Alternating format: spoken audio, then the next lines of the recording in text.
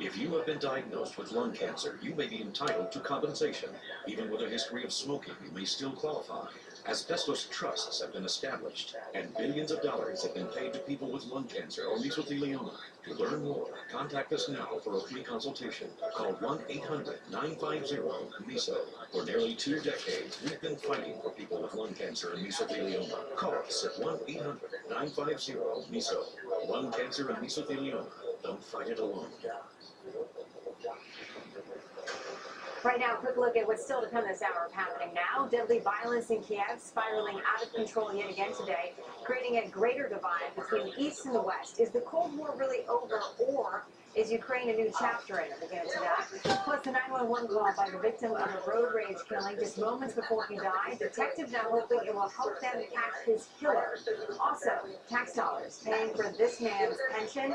It's more than $250,000 a year. And he says it's not enough, and he's fighting for more. Well, the midterm election's just about 9 months away now, and the big prize is, remember, control of the U.S. Senate. With President Obama's low job approval numbers and the problems with the rollout of his signature health care law, Democrats could be in serious trouble. So what strategy are Republicans planning to employ if they want to control Congress, both houses, next year? Let's talk about it with Angela Malone, a Fox News political analyst. How big a hole are Democrats in at this point? They're in a very deep, big hole. It's going to take a lot to dig themselves out. But listen, I've worked in politics for a very, very long time. In 9 months, that's an eternity away. Right. And Republicans need to have a solid strategy. Traditionally, liberals have been better communicators than my party. They're better communications and also in grassroots advocacy. And there seems to be a division in the Republican Party regarding the establishment Republicans and your Tea Party conservatives. So Republicans need a concise message. People want solutions, not excuses and not the blame. It was thought last time around, 2 years ago, that Republicans could take control of the Senate, and they managed to field candidates who went down in flames in the last, few months before the election. Well, when you have a candidate in Missouri that talks about legitimate rape, or when you have certain candidates that make mistakes, the mainstream media will take it and run away with it. Republicans have to come from a position of power, and they cannot be on the defensive. They need to be on the offensive. So if we're going to bash the president's plan, if we're going to talk about what we can do, we need to actually have legislation and one solid message. What Obama and his administration has done very well, they're great with political strategy. And they have one message that they keep saying. We need that in the Republican Party. A fellow named Sean Trend crunches the numbers for Real Clear Politics. There's a fascinating article looking at all of the possible permutations. It gets into some pretty heavy statistics. Yes. And that is one class I took in college. But here's one of the conclusions that he reaches, that basically if President Obama's approval numbers stay where they are right now, he writes, at Obama's current 44% approval rating, we'd expect Democrats to lose somewhere between 9 and 13 seats. That is a far bigger number than I have seen projected anywhere else. Again, it's the get out the vote campaign and grassroots strategy. And Democrats are very good at getting people to the polls. However, in a midterm election, in a presidential off year, Republicans go to the polls a lot more than Democrats. So Republicans have that in their favor. And then also that the president now is unpopular, but Republicans should not be overly confident. You have to gauge your constituency in one solid message. And do you think that the mess that Obamacare has been so far is part of the reason that the president keeps, whipping out his pen and pushing back some of the requirements of the law so that, some of the more onerous responsibilities are not laid upon the American people and employers and so forth until after the midterm? John, if you remember in 2010, I ran for office myself. Wasn't successful, but I ran in 2010 Obamacare. That's what caused Republicans to win the House. The same thing is going to happen this time, however. For the Senate, we need a lot more than just bashing the president because we have a unique economy, still job loss, and the American people want solutions. If you look at the president's approval ratings compared to Congress as a whole, he's still doing a heck of a lot better. Yeah, well, and people like him. person. He is likable, he is charismatic, and Republicans need to talk about those economic issues, those kitchen table issues. We need to stay away from, you cannot legislate morals and values.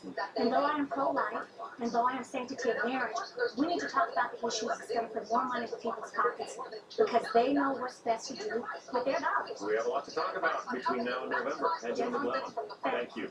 Well, one of those topics, John, is the Keystone Pipeline, and a new roadblock for the controversial Keystone Pipeline just surfaced in Nebraska. A Nebraska judge striking down a law that would have allowed the pipeline to run through the state, creating yet another setback for the project. Peter Ducey's live in D.C. with more on this. Peter? And Jenna, now come the appeals. This judge in Nebraska basically ruled that the governor there, Republican Dave Heineman, cannot approve himself Keystone's construction in the state. She instead ruled that the Nebraska Public Service Commission need to be the ones to sign off on Keystone if it's going to be built in Nebraska. Senator John Colvin from nearby North Dakota, another state that Keystone XL would pass through, says this now, quote, because the state of Nebraska made a thorough review of the alternative route, we would expect the Nebraska Public Service Commission to make the same decision as the governor in approving the new route and to do so in a timely manner.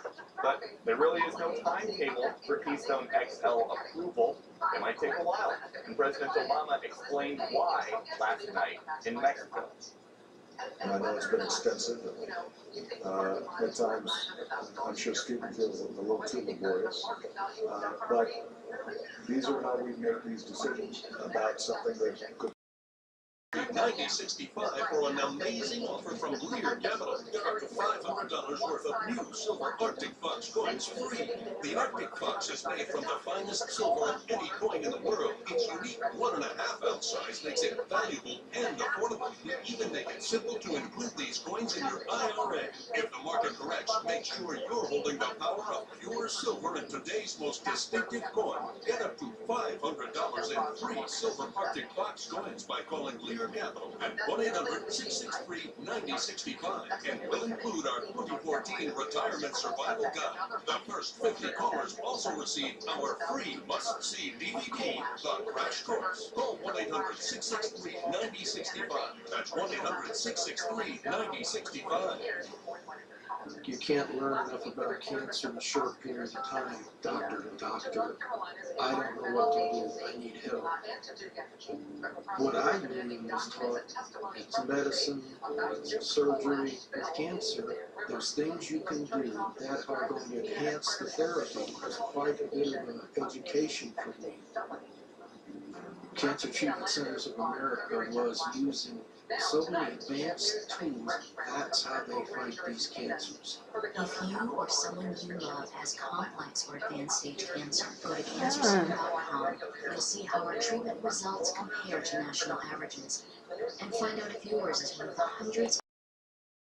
System. I looked at the scale, looked at that, and I thought, no way. And it just kept going, and on. Order your 28-day MyWay plan right now, and we'll rush you Fast 5 free. That's 1 week of energizing shakes to rev your metabolism, and 1 week of new Craving Crusher shakes to crush those cravings. Plus 1 week of meals absolutely free. Just follow their simple plan, and it works. With Fast 5, you'll lose 5 pounds in your first week or your money back guaranteed. This is probably the first time in my whole life I've ever had a dress on like this, and I love it. It's the new me. Call 877-261-SIGNS and lose your first 5 pounds free. Well, right now, a big story today, a crisis spiraling out of control in Ukraine. Dozens dead, hundreds more injured in the capital city. Snipers firing at anti-government demonstrators in Kiev as they throw Molotov cocktails, sparking fires as well. A deadly tug-of-war over whether Ukraine will side with Russia or the West. That's how these demonstrations originated way back in November. George Will writing an opinion piece in the Washington Post with the headline, "Is Ukraine the Cold War's Final Episode?" Stacey McFarland is a Fox News national security analyst and former Deputy Assistant Secretary of Defense in the Reagan administration. She recently met with Russia's Deputy Prime Minister, so has a certain expertise in this part of the world. KT, what do you think? Is it a chapter in the Cold War? Well, we thought that Cold War was over. We wanted it.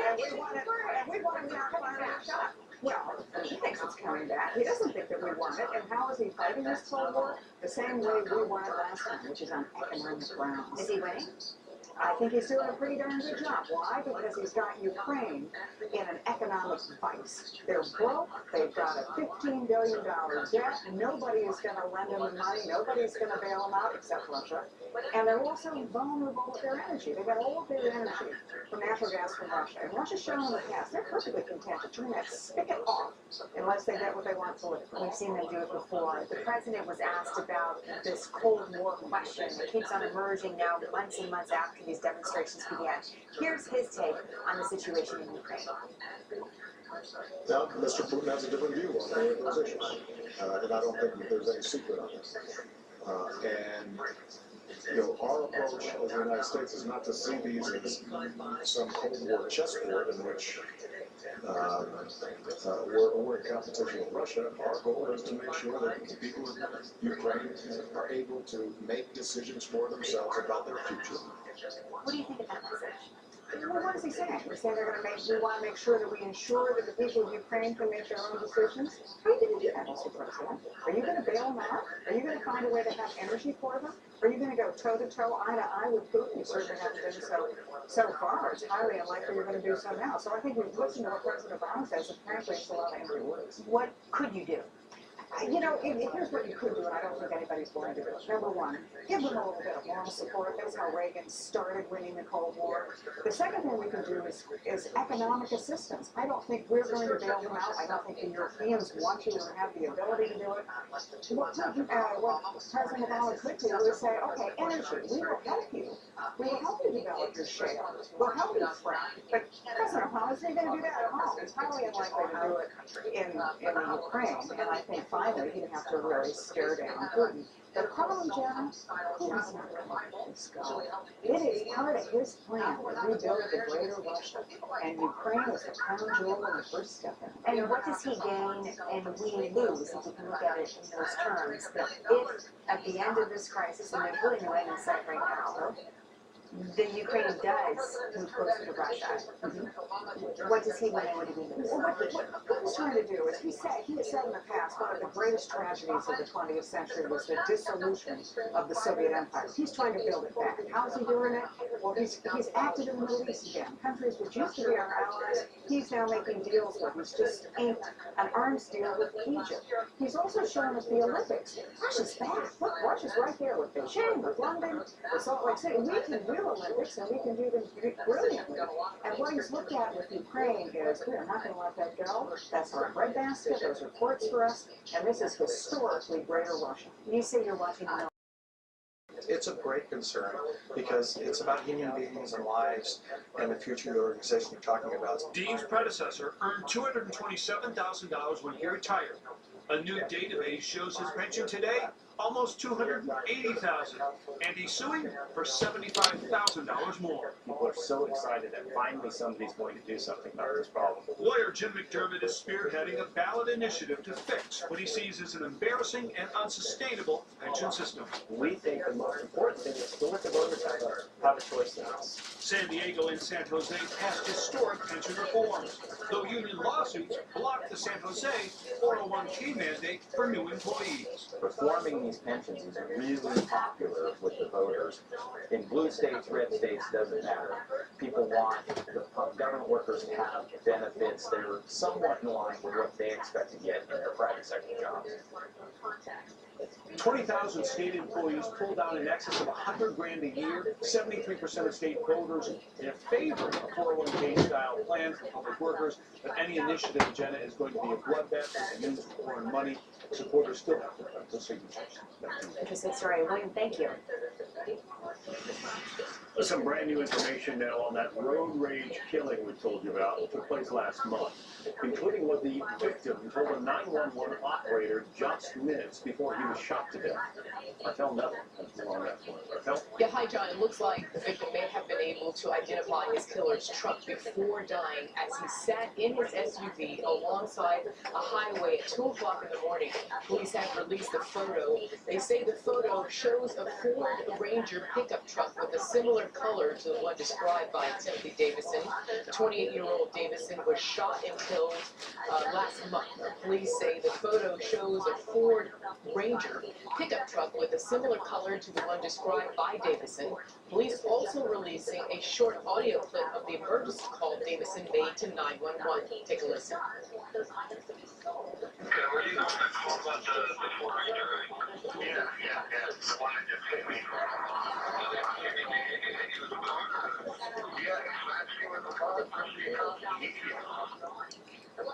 And of course, police are asking for your help. There is a tip line that you can call, and that is the Pennsylvania Police Department, 800-4PA-TIPS. John, a $10,000 reward is on the table. Yeah, let's hope they can get that solved. Martel Neville, thanks. Well, the jury reaching a verdict in the murder trial of Amanda Hayes, accused of killing her husband's ex-girlfriend. The decision and her emotional reaction next. Okay, listen up. Can everyone get the menu? Mayo, corn dogs? You are so out of here. The complete balanced nutrition of great tasting Ensure. 24 vitamins, minerals, antioxidants, and 9 grams of protein. Ensure. Nutrition in charge. Too big. Too small. Too soft. Too tasty. Introducing Progresso's new creamy Alfredo syrup, inspired by perfection.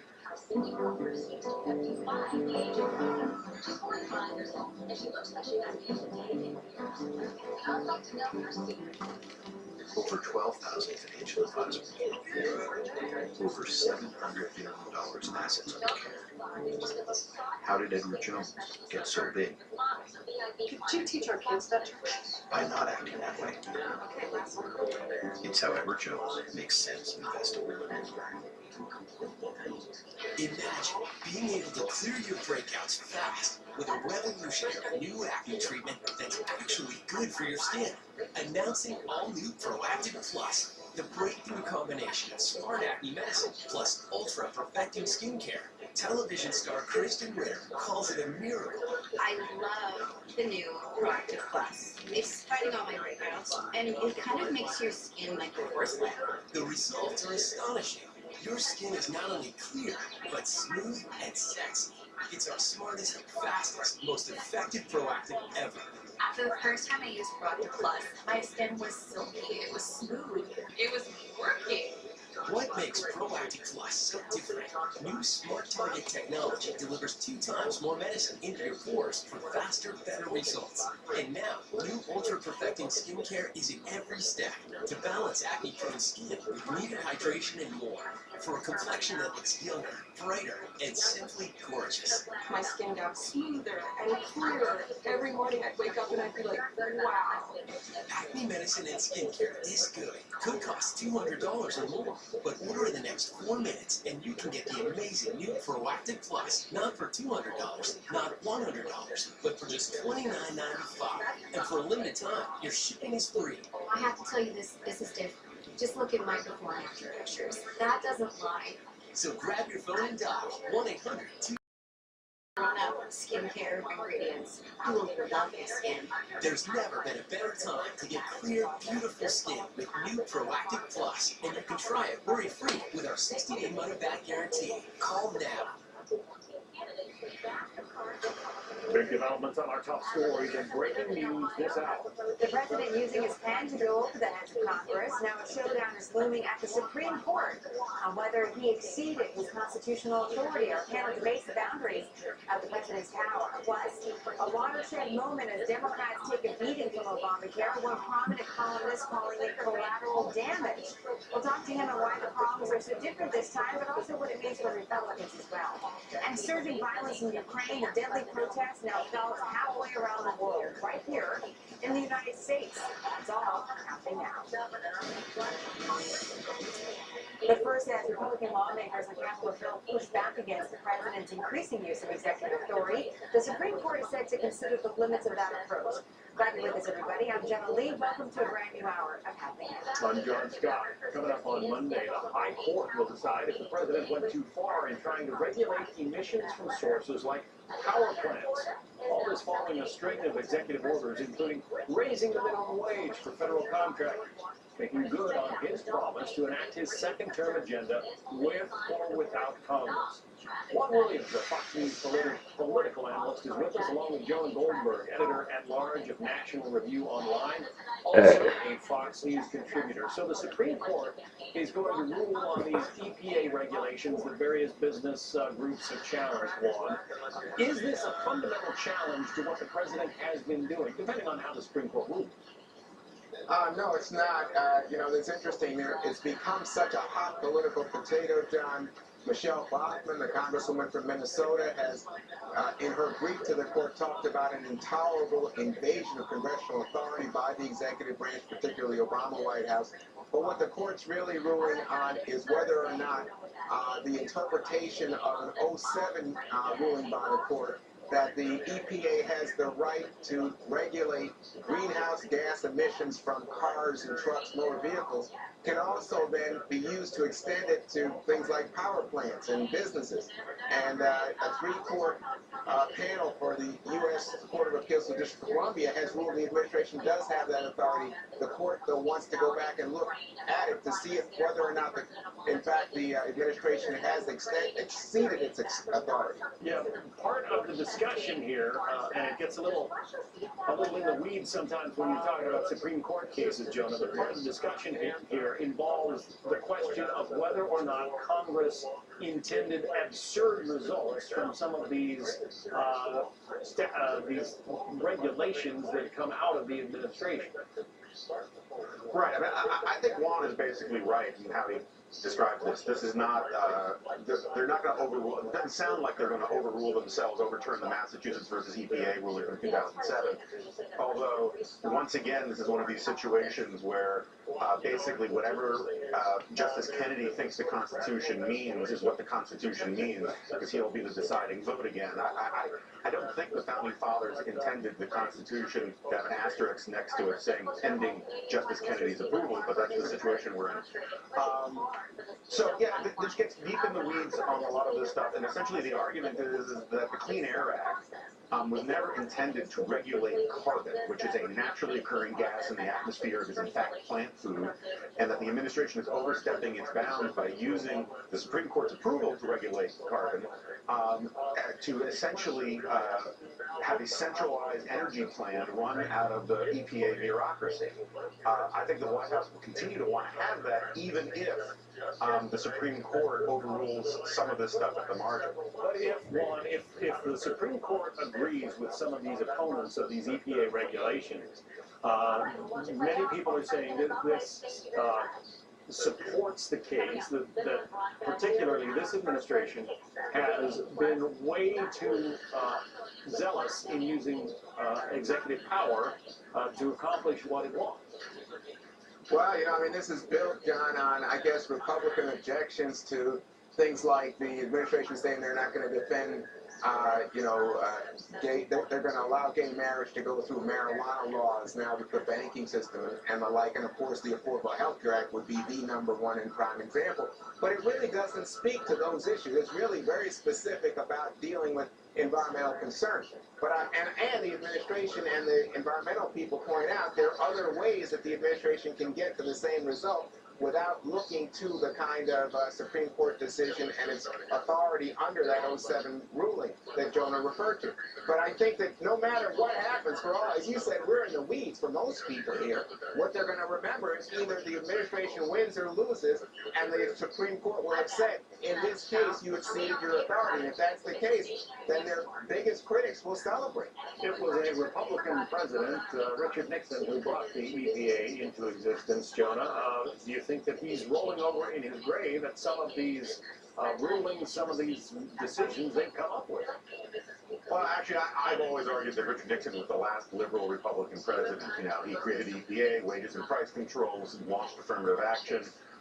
He was in very many ways a Rockefeller Republican liberal. So I don't know that he'd be rolling over in his grave. I do think Juan's right that the legal stuff people are getting on the weeds on, and they are going to score whether Obama wins or loses, but they are also going to know that the Obama administration is essentially trying to destroy the coal industry in this country. And anywhere in Appalachia, anywhere in those red states where the coal industry is important, that is going to be the takeaway here, is that the Supreme Court basically let the Obama administration continue with its plan to make electricity prices skyrocket and to make coal-powered electricity plants basically an impossibility going into the future. Yeah, the folks in Wyoming mine a lot of coal, too. They're going to be paying attention as well. All right, we'll see what the Supreme Court what they decide. And obviously, the case is heard Monday. The decision won't be coming for some time to come.